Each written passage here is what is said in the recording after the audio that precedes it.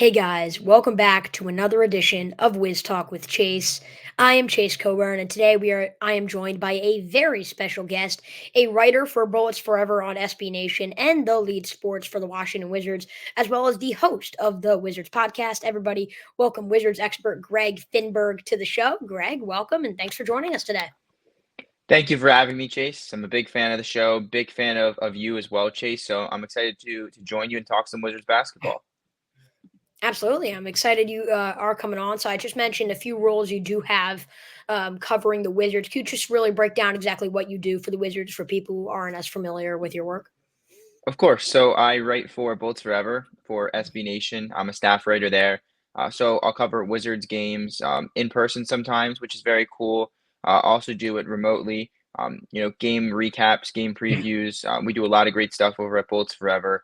And then for the lead, I also do a couple articles within the same realm. I did some draft stuff for the lead, talking about Alex Sarr, Bob Carrington, and the Wizards draft as a whole over at the lead as well. And then on Twitter, I live tweet a lot of games. That's where most people would know me from. Right. I like tweeting about the team that I enjoy rooting for, and I have a lot of fun doing it. Absolutely. That's how I first noticed your work Hmm. was from Twitter. And I think you can ask any Wizards fan, Greg Finberg, and then like the guy on Twitter, and like, oh yeah. So Hmm. you've obviously really made a name for yourself on there. But you've kind of really started, I know you've been a Wizards fan for longer than this, but you really started covering the team on these websites and on your podcast and stuff right around the Bradley Beal trade, which was kind of the start of this brand new era of Wizards basketball. We saw they were kind of stuck in mediocrity as he really wasn't that number one player. He was on this gigantic max contract, and the Wizards just weren't going anywhere. So they traded him in a deal. I think they probably didn't get enough in return in hindsight, but they got rid of him and they hit the reset button kind of on that era. What has that trade for the Wizards you think done, and how has it really helped move this franchise in a different direction? It's a great question, one that I'm glad you asked. It was a trade that was needed. I'll say that. Before you get into the logistics of what the Wizards actually got, whether you think it was a good package or not, is the fact that Bradley Beal got traded is a win in itself. It had to happen. And with Tommy Shepard out, the pressure for this front office to win at the moment, it evaporated. And Will Dawkins comes in as the GM. Michael Winger comes in as president of Monumental, and they're given a fresh slate. Ted Leonsis basically says, "You don't have to win now. We can tank. We can blow it up." And I'm sure that was music to their ears because they knew Bradley Beal isn't a number one player. He's probably not even a number two player on a championship team. So to pay him $250 million with a full no trade clause it was bad, and it's one of the reasons Tommy Shepard is no longer the GM of the Wizards. So to start about it, Bradley Beal needed to be traded. The Wizards traded him. That's what I'm happy about. When you Right. look in terms of the full scope of the trade package, four first round pick swaps, very very good return for Brad. Obviously, if you traded him a couple years ago at peak value, you could have gone four first round picks and four pick swaps, but Yeah. you didn't. And so you have to take it for what it is. So to get pick swaps like that for a Suns team that is very good now, but in 2028, 2030, they could be one of the worst teams while the Wizards are one of the better teams, and you can swap. You also factor in some of the assets that Washington was able to bring into DC. I mean, Landry Shamet, you wanted to get something for him at the deadline. You weren't able to, but you bring Chris Paul in. You were a guy that's probably on the way out of the league. He wanted to be bought out, but instead you flipped him for Jordan Poole, Patrick Baldwin Jr., Ryan Rollins, a protected first round pick in I believe 2030, and Right. a second round pick. So all of that for a guy like Chris Paul that would have been bought out, that's also a win. And you look at it from another perspective. Well, Ryan Rollins has been cut. Patrick Baldwin Jr. is not that great. Jordan Poole had a down year. But I'd rather have all of that than have nothing if you just cut Chris Paul for free. So all these factors, in when you compare it to what they could have gotten a couple years ago, it's not great at all. But looking at it face value and what they could have gotten at the moment, they extracted as much value, considering he had a full no trade clause. Right. And again, that trade clause was again really the main thing. And you're 100% right. Here or there, the package, whatever, he needed to get traded just to start this, new era of Wizards basketball back up.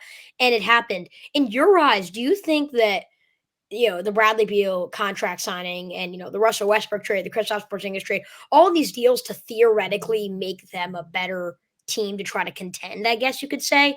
Do you think there's more to blame, or do you think the blame should really go to Tommy Shepard, or do you feel that blame should go to Ted Leonsis in your eyes? What an unbelievable question. Because it's something that I haven't really been asked by anybody, but it's been discussed. And I hate to say it, but the blame should fall on Ted Leonsis. I mean, when you look at Tommy Shepard, like his draft picks, Rui Hachimura, Denny Avdia, Corey Kispert, like apart from Johnny Davis, this is a guy that had a really solid draft. Like Denny Avdia is a very solid player. Rui Hachimura, very good for the Lakers. Corey Kispert, still a very good player for the Wizards, all still young guys. So it's not like he completely missed in terms of draft picks. His trade record is actually pretty solid. You mentioned he got Kristaps Porzingis for Dinwiddie, who nobody on the team liked, and Davis Bertans, who had one of the worst contracts in the league. And that for Porzingis, that's an unbelievable trade. You look at the Russell Westbrook trade. Some criticize it because the protected first round pick, you're still going to have to pretty much give it up. It's going to be 2 seconds now, but it hindered the Wizards down the line with trades. But you brought in Russell Westbrook to try and contend. The issue is he had an ultimatum. He had Ted Leonsis in his ear saying, we need to win now. We need to make some moves because our roster isn't good enough. And I don't think John Wall is that guy anymore, and we need to trade him. So you trade John Wall for Russell Westbrook. It's kind of a lateral move. I think Russell Westbrook's better. And at the time he was better. He wasn't coming off multiple Achilles and ACL injuries and stuff like that. But at the same time, Russell Westbrook, Bradley Beal, and that roster were nowhere near good enough. I mean, they were horrible in the beginning of the year, made it, competitive at the end, somehow made the playoffs as the 8th seed, but gentlemen sweep to Philly. There was zero shot of them even making the second round. And, Yeah. Tommy Shepard probably knew that. But again, he has Ted in his ear telling him, look, you got to try to win now. And Tommy's like, what do you want me to do? Like, we can't just bring in LeBron James or Kevin Durant. We have limited assets. John Wall's on one of the worst contracts in the league. You're asking me to give Bradley Beal one of the worst contracts in the league, and you expect me to turn that into contender? So I feel bad. A part of me does feel bad because Tommy Shepard, waited his whole life to be GM of this team. And, he had a guy in his ear that didn't really know what the best direction for the team was. And he kind of sunk them. And so Tommy Shepard wasn't able to trade Bradley Beal when he probably thought he should have. He wasn't able to just cut ties with John Wall instead of having to bring in Russell Westbrook. Like all these things you have to take at face value because he had an owner that was impatient and didn't want to do this the right way. So when you look at Ted now, you got to give him some credit because I think he's realized that. He understands he made mistakes in the past, and he understands this team needs to be built the right way. And while it might take some time, he needs to let the GMs do the work and control the narrative instead of him always being in their ear telling them what to do. Right, and it's interesting, and I mentioned it on the podcast about Ted Leonsis. Longtime listeners from last year will know exactly where I'm going with this. And Ted Leonsis is also the owner of my Washington Capitals, and it's a very similar thing. Obviously, they won a Stanley Cup; they were one of the more dominant teams. It's because he happened to get the number one pick and had a can't miss prospect. I think the water bottle would have known that Alexander Ovechkin was the best prospect that year, and so you kind of get lucky knowing that you have this can't miss prospect. And they really didn't do an incredible job of building a team around him. And then finally, when they did win a Stanley Cup and they got over the hump, you then decided to not pay your head coach, let go of a ton of your role players, and you haven't won a playoff series since. So I think Ted Leonsis overall as an owner has not maybe done an excellent job at capitalizing on opportunities with some stars. Yeah, I was literally I'm so glad you said that. Barry Trotz, you re-sign him, bring him back. He just won you a cup. Right. And you don't it's money wise. It's you don't want to pay him. I mean, he just won you the Stanley Cup. I don't care what he's asking for, pay him.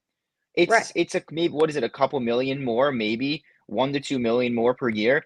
You can cough that up. He just won you a cup. After all of those years where you would lose in the second round, in the first round, and blow series leads, you retain a guy like that. And so look, in the past, a lot of people have been very, very critical of Ted Leonsis and the way he's, kind of been more money driven and, revenue driven instead of victory driven and championship driven. And I think you're kind of starting to see a switch in terms, you like to think that you're seeing a switch in terms of maybe he's realizing he doesn't really know everything that is to be known about these sports, and he's got to let the people in the front office make the decisions. I mean, look at the Caps; they had an unbelievable offseason. They did. And I know this is a 100%. Wizards. I know this is a Yeah, Wizards centric pod, but I want to talk about it for a sec because the Caps had a great offseason because Ted just sat back and said, "I'm going to let my GM cook. He's going to make some trades. He's going to make some moves for the future." And at the deadline, the Caps could have very well in the past with Ted Leonsis been buyers. They could have, sold out on some of their draft picks and some of their young guys, but they sold at the deadline. They realized this isn't our year. We can make the playoffs, which they did, but we're never going to beat the Rangers. We're never going to beat the Hurricanes. Same thing for the Wizards. They were never going to beat the Cavs. They weren't really going to beat the Celtics. And so you got to realize when your time is, and it sucks, but you got to be patient sometimes. And I think we're starting to see that from Ted. right. Yeah, and I think the Capitals is a great example because again, they've also done a very similar thing. And actually, on my newsletter, we do have a little segment, or not a segment, but kind of a series on the Washington Capitals. So followers of that will know how big of a Capitals fan I am. And there's going to be an article soon, really breaking down the offseason. And you're 100% right; they've done a great job. Let's actually talk about good management, though. You're right. Ted Leonsis has, I think, kind of taken a step back, and he's letting some other guys do the work. We saw Michael Winger is in, but really the head of the basketball team in the front office in that way is Will Dawkins. And obviously he comes from the Oklahoma City Thunder, and they did a pretty decent job of developing players. And you can see that from how successful they've been the past few years. How do you think this new management will really help the team get to that next step and become contenders with this young core? Patience. Patience is the word that I've been thinking about and that we've seen. It's just the entire thought process behind all of these moves isn't how does this help us win right now? It's how does this help us win 2, 3, 4, even 5 years from now, and not just win, but be a sustainable winner. Be someone that isn't just there to make an appearance, but is there to stay and there to contend for years. You see it with the Thunder. Their whole motto was, "We're not here to make an appearance. We're here to make a statement." They're here for the long haul. And you don't want to be a team like the Pacers where you made the conference final this year, but were you really beating the Celtics? No. And how are you going to get better? You're pretty much running back the same team. So the Wizards want to build a perennial winner, and to do that, especially in a small market, it takes time. And I know a lot of people are like, well, DC isn't a small market. For basketball, it is. The Right. Wizards have never been able to attract big name free agents. Since what, Michael Jordan. It's not like the Wizards have this ability to just flip it around like a Lakers team does by signing LeBron and trading for AD, or a team like the Sixers does, where they haven't been great these past couple years in the playoffs. But a guy like Paul George wants to go there. He'd never want to come to DC. So it's building a winner in the right way, and you got to be very patient from a small market perspective. And I mean, one of the things that I'll say is when Will Dawkins was asked about the draft, he said, "We're not drafting guys for what they are. We're drafting guys for what they can be," which is what you see. Bilal Coulibaly, if you ask me who's a top 20 player right now in this draft class, when we drafted Bilal, I don't think he'd be named. But in terms of potential, he's top five. Same goes for Alex Sarr, who had a bad summer league, but they know what he can be, not what he currently is. So for a lot of these guys, you're going to see they're going to struggle, and the Wizards are going to be really bad the next couple of years. But I'd rather bottom out and be one of the worst teams in the league than pick 9, 10, 11 in the draft and be nowhere near contention like you saw when they had Bradley Beal. So I think patience is the perfect word to encapsulate what this new regime, this new front office has brought to DC. Right, and you just mentioned kind of bringing in Will Dawkins and kind of having him rebuild a smaller market team, and I think we're seeing this even across other sports. I'm a Baltimore Orioles fan, and we're kind of seeing them take the people from the Houston Astros, who also did it, these, mid-major markets, and they kind of piggyback on each other's skills, and the Thunder did it. Now the Wizards are trying to kind of copy the Thunder, I guess you could say, and their method, and you're trying to bring this small market that just had a lot of picks and kind of raise them up and make them contenders. And so I think Will Dawkins will definitely do a good job of that. You mentioned Alex Sarr and his struggles in the summer league. We're going to get into the Wizards draft as a whole, but I mean he was really really bad. I mean we're talking like what was it 0 for 14, 0 for 15 in one of those games. Mm-hmm. It got bad. So you know he really struggled offensively. Is that something to be concerned about long term for Sarr in a Wizards uniform? Is it a concern right now? Yes, but it would be a concern if the Wizards were trying to win games. They're not. Like I've said, the entire pre-draft process and the entire summer league process, Alex Sarr wasn't drafted for his offense. He was drafted for his defense. He said that. Will Dawkins said that. Every scout said that. He's one of the weaker offensive players in the draft, but to be considered the top prospect by a lot of people, to be selected number two, and to have your offense be looked at as if it's really bad, bottom of the barrel, your defense must be elite. Your measurables must be elite. Your potential must be through the roof, and that is the case with Alex Sarr. So the widespread panic after an 0-15 summer league performance, like, we get it. I understand. It's understandable. But he wasn't drafted for his offense. His offense is going to develop. It'll come in time. But right now, the defense is there. You saw it with the rim protection. He had a segment where he had 3 blocks in 30 seconds, the first summer league game against Atlanta. He showed what he can do on defense. And look, the offense, as bad as it is now, it's not like it wasn't expected to be bad. Was it worse than I thought? Yes, it was definitely a little worse than I thought. But I also knew it wasn't that great. The Wizards also knew the Wizards scouts scouted this guy for years. Like, they know what he is. They're not surprised. But at the end of the day, it's nothing to be panicking about. It'll come around. I'm just happy that his defense looked very solid. And it's no rush. The Wizards have so much time to develop him. So, if the player development's right, if Alex Sarr is willing to put in the work, I have no questions that he'll develop offense. Right. And I 100% agree. And I think I do got to ask you though, because we're mentioning how he may not be the most talented guy offensively, even once he does reach his potential. Do you feel that long term, Alex Sarr is going to be the number one player on this, team that's looking to contend in, 5 or 10 years? Or do you feel that's going to be someone in a future draft that really is going to have to take that role? I think I at the moment I'd say no. I would say no for every single person on this team. I don't think the Wizards have drafted or found that guy. I don't think they've had the opportunity to. I mean, if you look at last year's draft, they were one lottery number away from getting Wembanyama. That is Oh, a I don't franchise. mention that. Oh, Yep, franchise altering player. I mean, the year before, Paolo Banchero. Like, you got to be in the top three. It's just, unfortunately for the Wizards, this draft class wasn't great. Alex Sarr wouldn't have probably gone top 5 in the previous couple drafts, and that's fine. But you do need to keep losing. You need to get yourself as many opportunities at a top player as possible. I mean, next year's draft, I would say there's probably 3 or 4 of them that the Wizards could look to take. Obviously, Cooper Flag is the highlight, but there's a bunch right, of other guys, and I can go into the draft for a while, but I don't want to do that. We'll do that, in a future episode as we get right. closer. But even looking at the following year, for 2025, there's a bunch of really good prospects as well. So, to sit here and say Alex Sarr is the guy, I think that'd be untrue. I don't think that would be right.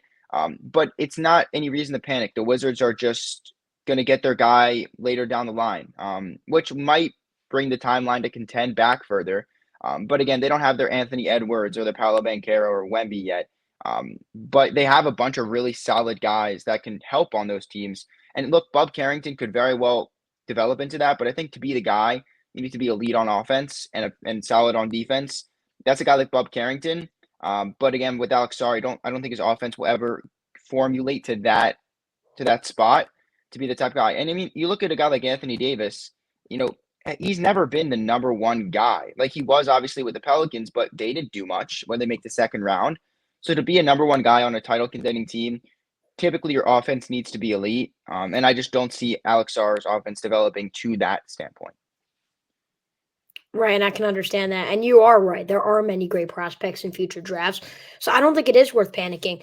The Wizards overall, they did find 2 other, I believe, great talents in this draft. Bob Carrington out of Pittsburgh, Keyshawn George out of Miami. And personally, I just had Ari Meyer, a broadcaster at Pittsburgh, on. He does some coverage for them on Sports Illustrated, talking about Bob Carrington and how great he is. And I'm a huge fan of his. What are your thoughts on, Carrington and George, where the Wizards landed them? And all that. Bob Carrington's a dog. He's a bucket. He's so fun to watch, and that's something Wizards fans I think are going to rally around. I think will be a fan favorite because he's so exciting with the ball in his hands, but he's equally exciting without it in his hands. Moving off ball, He's lethal in the mid range. He's developing a 3-point shot. He's so fast in transition. And I think, it depends with Jordan Poole to be seen whether he is the point guard of the future or not. But if not, you got another guy, Bub Carrington, that can step right up and take that challenge. So it's very exciting. I think the Wizards needed some help at guard, and I think bringing him in at the 14th pick is going to excite the fan base. It's going to be very, very cool to see, a guy from Pitt that was a freshman at 18 years old and just completely got better with every single game. To see his development is going to be awesome. Now we could talk about the Denny Avdia trade, which I wasn't a fan of trading Denny. You can be unhappy with trading Denny, but also be excited about Bub Carrington and be Right. excited about the prospect of such a young talent. So I'm very excited about Bub and what he can bring on both ends. You saw his defensive potential flash in summer league. He was picking up full court. And then when you look at Keyshawn George, not been talked about a lot. The Wizards clearly liked him because they moved their 51st pick and the 26th pick in order to move up to get Keyshawn at 24. Great 3-and-D guy. Do I think he's ever going to be a number one option? No, but you need guys like that to win NBA titles. You need people that contribute on both ends of the floor. 3-and-D wing is one of the most essential pieces on a championship team nowadays. Keyshawn George, I believe, shot 52%, some unreal number from three in summer league. And when you look at his defensive potential as well, picking up multiple positions, typically 1 through 4 in summer league. Very versatile defender, great size at 6'7", 6'8", good wingspan as well. So the intangibles are there. He's a 3-and-D wing. Again, not going to develop into a number one or probably number two option, but players of his build, they're essential on contending teams. So I'm very excited to see him play. You mentioned the Denny Avdia trade. Do you Mhm. feel that was worth it? Because I was also someone who was a little shocked that a focal point of the focal point of an offense of an NBA team, especially the second half of last season, was dished out for a mid first round pick and a role player who will not do anything in your future. What were your thoughts around that Denny Avdia trade at the moment, but then also kind of looking back at it and maybe how that's changed a little bit looking at Carrington? At the moment, I was shocked. If you look at, I didn't even formulate like a crazy tweet. I just quote tweeted Woj and just said, "No way." Like I didn't know. That's the last thing I was expecting. I was walking to a draft party actually, and I got the notification. I thought it was one of those like fake Woj accounts or something. I didn't think it was real because apart from Bilal, Denny was probably the least likely to be traded from this team, and they did it. And I think it at the time I wouldn't even say I was happy or sad. I was more so just surprised and shocked that they actually pulled the trigger. But when I thought about it for 2, 3 more minutes, and then I thought about it later in the night when they took Bub with that pick, who had been apparently brought in just the night before for a workout, like he clearly wasn't falling to the Wizards at 26, and they were gonna have to trade something to move up. So to trade Denny Avdia at 23 years old, coming off a breakout season, basically to get Bub Carrington, you get Malcolm Brogdon, you get a protected one. I understand that, but the package was to get Bub. So to trade all that to get Bub Carrington, it means he had to be unbelievable in his workout. They need to see so much potential in him, and to draft him, that made me a little at ease with the fact that they clearly think of so highly of this guy if they're willing to move Denny Avdia for him. Um, Looking back at it now, obviously, I understand it a little more. I wouldn't have traded Denny. I think there were a lot of other ways to get better. But I think it just signals a turning of the times. It signals the timeline is a lot farther away than you thought. And it signals that apart from Bilal and apart from the 3 draft picks this year, every single person is available. And I Right. honestly think by the time that they compete in 2028 or 29 or whatever it is, those 4 guys will be the only people from this current roster that'll still be on that team.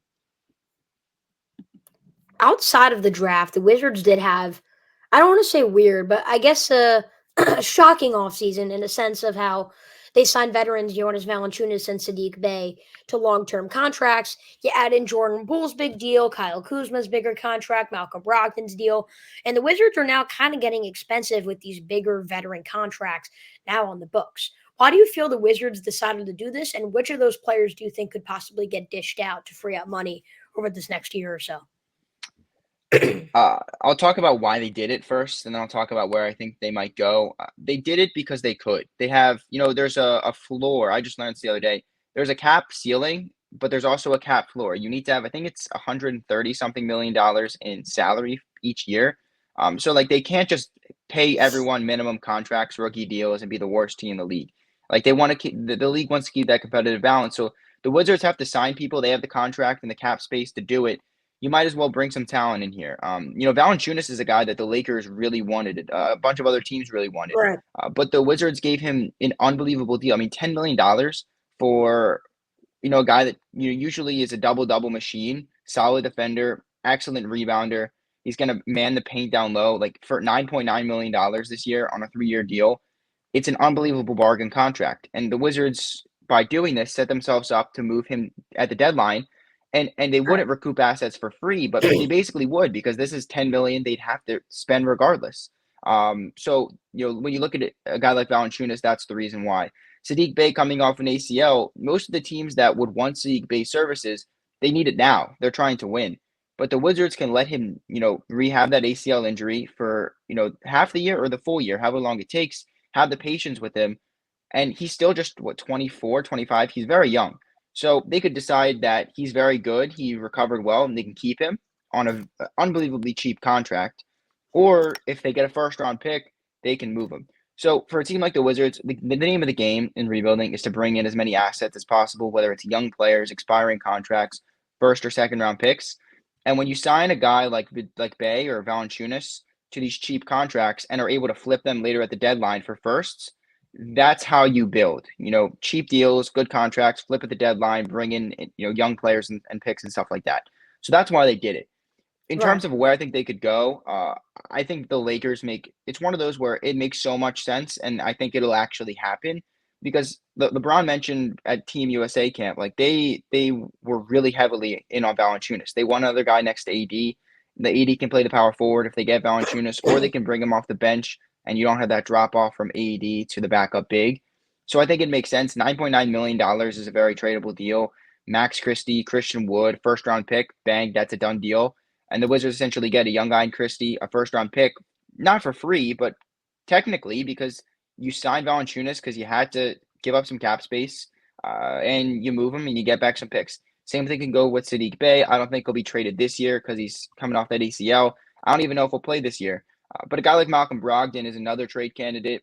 It's tougher because he's making $22.5 million this year. It's a hard contract to move.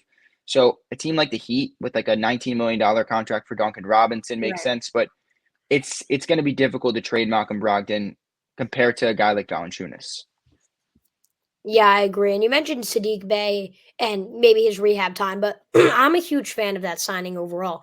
He's a great 3-and-D wing, shows decent athleticism. He's been relatively efficient from three. Kind of had a down year last year in that area, but overall, I really, really did like that signing of Sadiq Bey. But we're talking about Jonas Valanciunas. We've talked about Alex Sarr.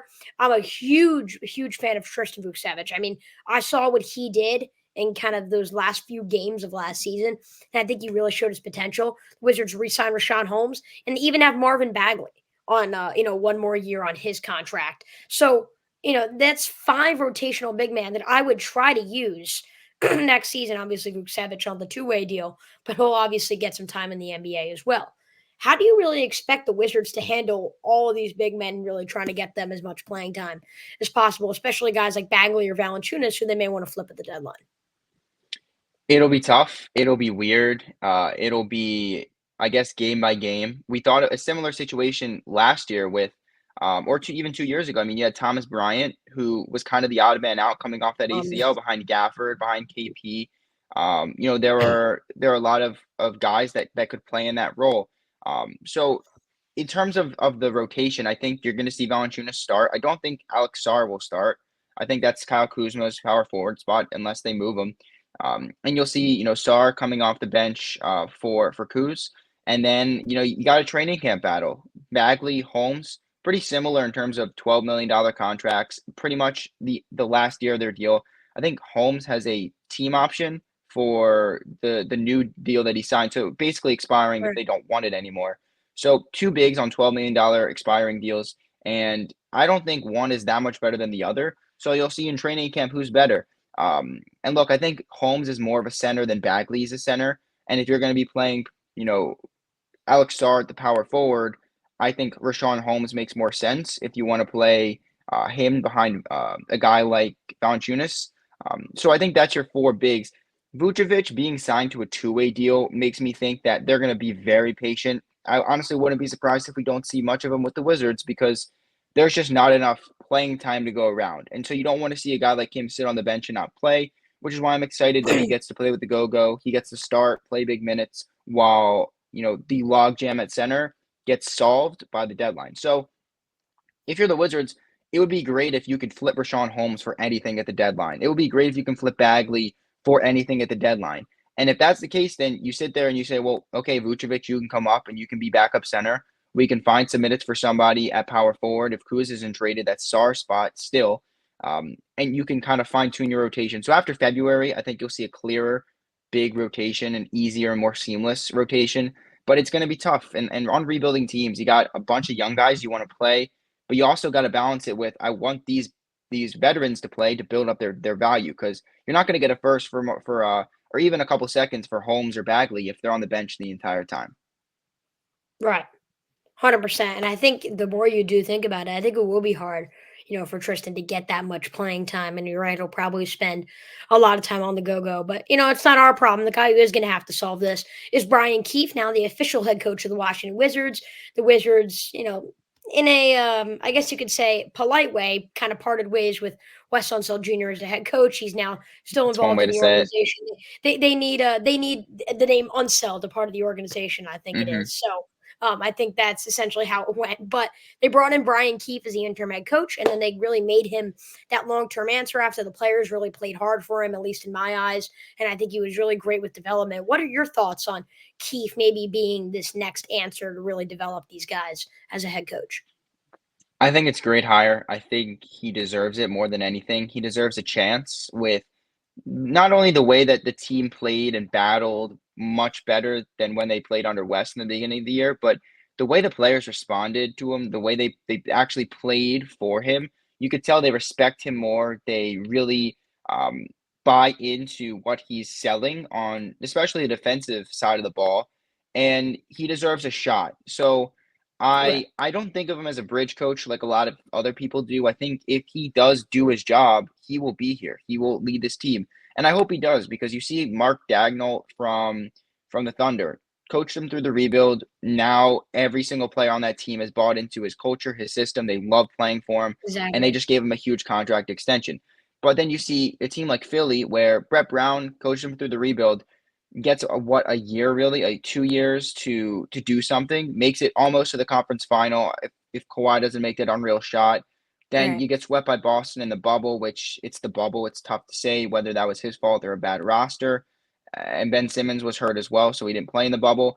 And then you go from okay, it's all Brett Brown's fault instead of actually solving your roster. You hire Doc Rivers, and then it's all Doc Rivers' fault that your roster isn't good enough. And then you bring in Nick Nurse, and now your roster isn't good enough, so you have to bring in Paul George. So like, you never want to have this revolving door with a coach. Most dynasties, like the Lakers with Phil Jackson, the Bulls with Phil Jackson, Steve Kerr for the Warriors, like they have the coach and they coach them for a while, and they're not changing just because they lose. The Warriors don't win every year, but you never see them talking about firing Steve Kerr because he's an excellent coach, and they know they're not going to go out and get something better. And Right. so for Brian Keefe, I think it's more so an earned opportunity than he's a home run hire. But I think in terms of a respect thing, you want the players to respect who they're playing for. And I'm not going to make any assumptions about Wes, but he lost the locker room his first year on the job. His teams were one of the worst defensive teams ever. There was no collective buy-in. I never saw it. And I did see it even in the short time that I saw them play with Brian Keefe. So I think Brian Keefe earned this opportunity. The player development is a huge reason why. Assistant coach for nearly 2 decades in the league, very well respected by even guys like Kevin Durant, who is on record attributing a huge portion of his success to Brian Keefe, who was developing him in Seattle with the Sonics early in his career. So to have that guy that everyone respects, to be focused on player development, to be focused on defense, that's three pillars that this organization is building. Its culture is revolving around. And I think when you have a head guy that embodies all of those, you build a culture, you build a winner, and I think Brian Keefe is the guy to do it. You mentioned kind of the coaching turnaround as well, and Mhm, maybe it's not so much of, with Steve Kerr and the Warriors and never think of, firing him because they can't find something better. It's more of just wanting to keep that same culture. And look, things mhm. did not go well for a few years. Clay Thompson was hurt, the team just wasn't healthy, and then boom, they come back and win a championship. So I think that always sticking with your coach is great. And you're 100% right. I think with Wes Unseld, just the culture wasn't right. A lot of people blame Spencer Dinwiddie for what happened, but the locker room really just wasn't the same. Again, not trying to make assumptions, as you said, but something clearly did seem off in that Wizards locker room, and that's part of the reason why it was time to move on from some of these other players. But I really love the Brian Keefe hire, and I'm excited. What I'm not excited for is possibly another season of not even mediocre play from Johnny Davis, who will go down as one of the Wizards' possibly biggest draft busts in history. I hate to do this to you, Greg, because I know this is a conversation Wizards fans do not want to have, but he was their 10th overall pick, a great way to wrap up the Tommy Shepard era, and has really done nothing, barely even made it onto the NBA roster at points, hasn't even done anything in Summer League if we're really wanting to talk here. So, is this a make or break season for Davis? I mean, I hate to say this, but this was a guy who was one of the better players in college basketball and now can barely find his way on a 15-win NBA team. I'd categorize it as a make or break training camp, and that makes me sick to say, but like there's 17 guys realistically that can make this team in 15 spots only. And I mean, if you ask me right now, I don't think he'd be cut. I think he'd make the team. But again, he wasn't drafted by this current front office. Like you said, Tommy Shepard took him, so they have no ties. If they cut him, it looked bad on Tommy Shepard. It doesn't look bad on them. And I don't think he's that much better than Patrick Baldwin Jr., Eugene Omoruyi, or some of the guys that on the roster bubble people have said are probably going to get cut. If they look better than Johnny Davis in training camp, again, I wouldn't be surprised if he gets cut. So it's definitely a make or break season for him, but I think it's even before the season starts, it's a make or break training camp. He's got to impress. He's got to make the roster. And what I fear is he's not going to even if he makes the roster. I don't see playing time for him. It's a crowded backcourt. You want to get Bub Carrington minutes at the backup guard. Jared Butler has showed that he is a really good talent and definitely deserves playing time.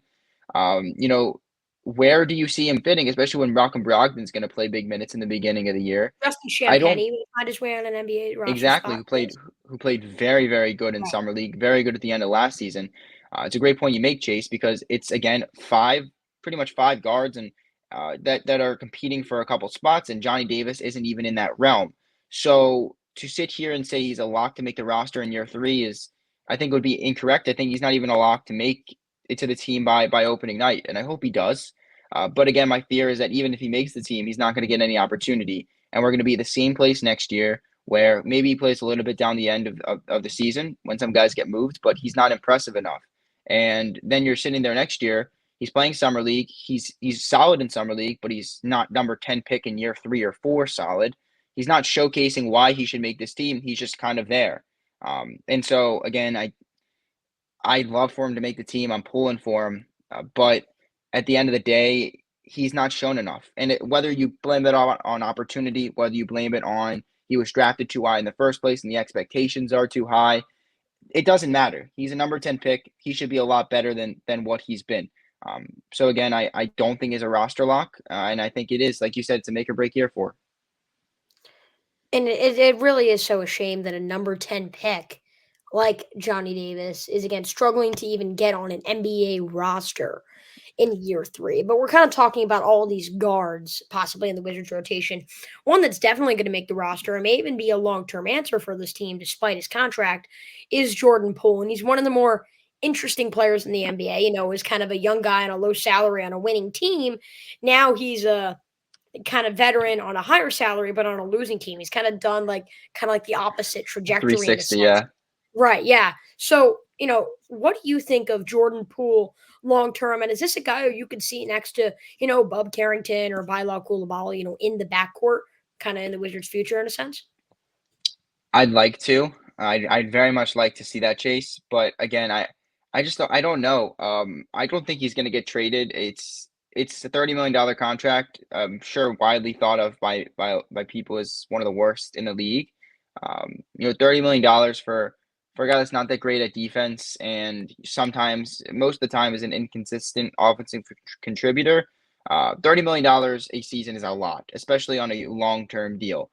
But the Wizards are stuck with the contract, and look, you can pay it. So I'm not mad at the contract. They have unbelievable cap space. They're not trying to win the next couple of years. It's not the end of the world.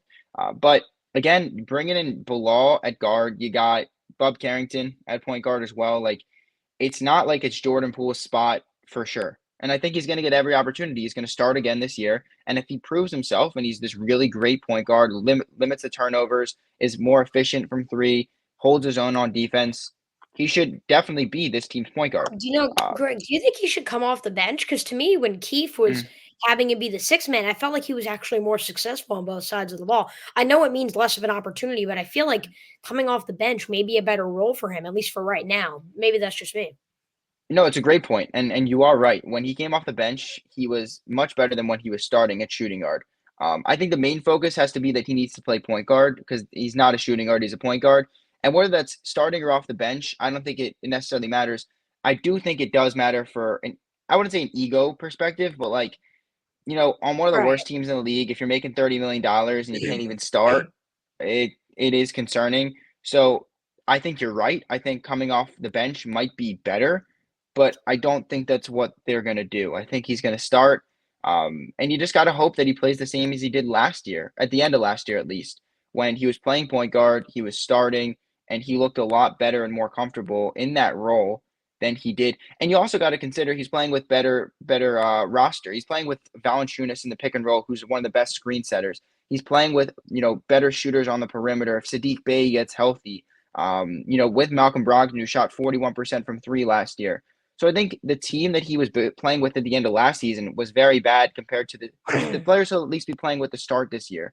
So you hope that helps him a little more. But again, I don't think he's a lock to be the future at this rate with Bob Carrington and Bilal guards that were just drafted very high. But I think he'll have every chance to be it, if that makes sense. 100%. And you're talking about shooters on the perimeter. Corey Kispert is another one, and maybe not a make or break year because he'll definitely find his way on an NBA roster spot, but it could very well be his last season in Washington, D.C. What are your thoughts on re signing Corey, to an extension to stay with the Wizards? He was not even a lottery pick. He was 15th overall and a Mhm. draft a few years ago, has been productive in his time. What are your thoughts on extending him? I'd like to. I compare it a lot to Danny Avdia just because that was talked about all off season. They didn't do it until pretty much right before the season. I think the deadline is somewhere in late October, around like the 18th or 20th, to get that done, and the Wizards got it like 2 days before that deadline. So you could see something very similar to where they signed Corey Kispert right before that deadline. I don't know if it'll be a 3 or 4 year deal, but 10 to 12 per year, $10 to $12 million per year, that kind of seems fair for both sides.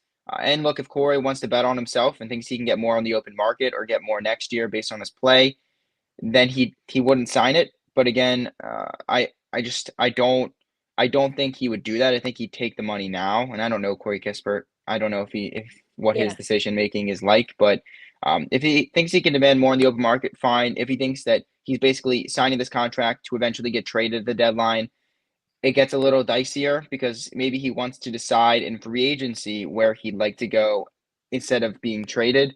So there's a lot that goes into it. I'd like to re-sign him. I don't think he's that old. He's 25.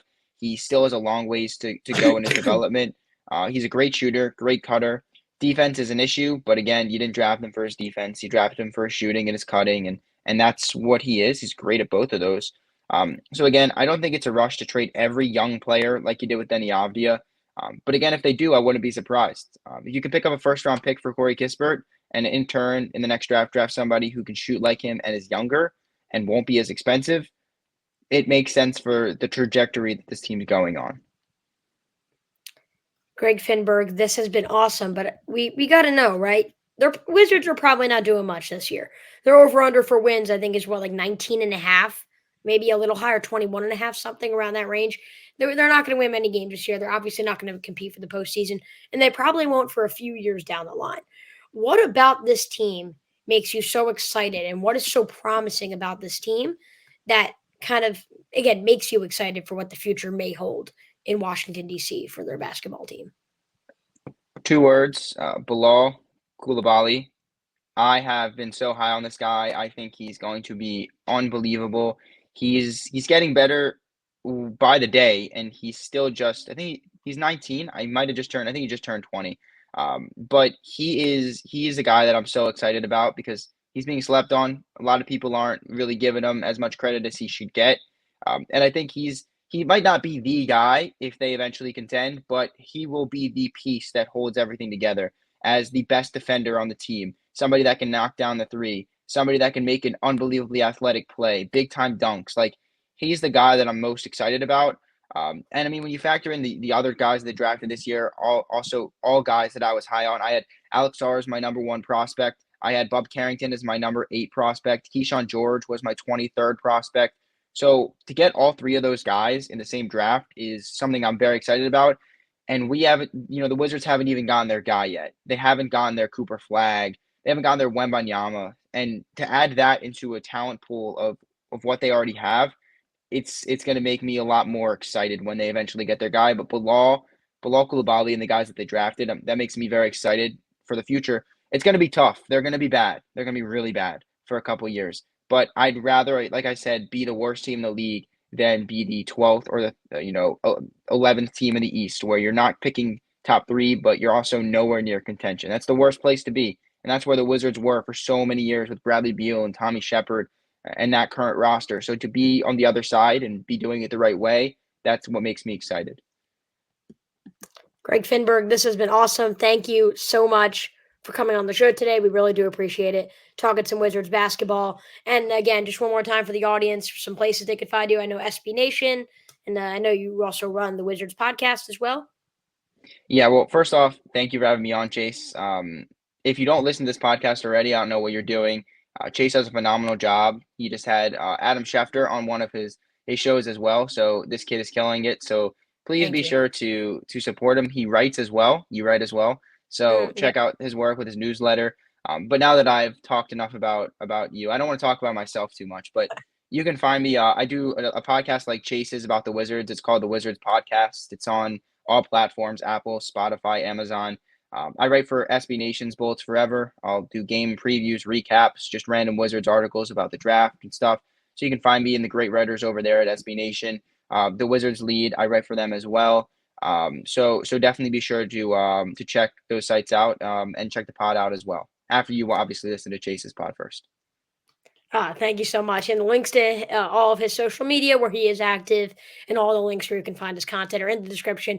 Again, one more time, Greg Finberg, thank you so much. Thank you, Chase. Appreciate it. All right, audience, we'll wrap up the show here. I hope you guys did enjoy. Alongside Wizards expert Greg Finberg, I am Chase Coburn, and we will see you next time right here from Wiz Talk with Chase.